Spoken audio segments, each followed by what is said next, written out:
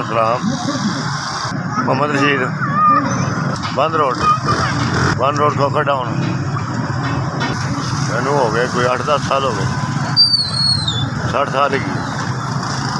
आसरा नहीं है भाजी, कोई आसरा नहीं, करना पैंदा है। पेट की खातर, बच्चों की खातर करना। 3 बच्चे ने, बेटियां ने,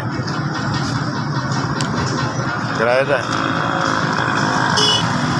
5,000।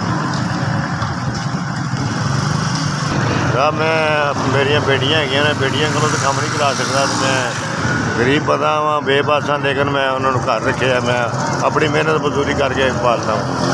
वो किसी को मंगता नहीं, अल्लाह को मंगना वा। लभ जाता 200-300 रुपया लभ जाता, झूठ के बोल।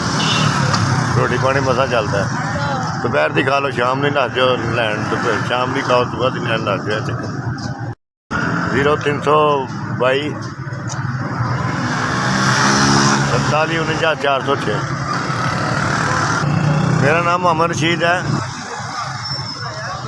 4000 से 4000 जिन्हें मैंने 4000 दिता, अल्लाह का भला करे। तो बच्चों की खैर, माँ प्यो की, भैन भरावां की, सारे खानदान की खैर। मेरा महीना लंघ जाएगा, राशन पानी ले लाँगा मैं। मेहरबानी होगी जनाब अली, तुसी मेरी मदद की। अल्लाह तुहाडी खैर करे। मेरे घर से राशन पानी देता जे, मेरा भला करता जे। अल्लाह तुहाडी खैर करे, तुहाडे बच्चों की खैर, तुहाडे माँ प्यो की खैर, सब की खैर, कुल का भला, कुल की खैर।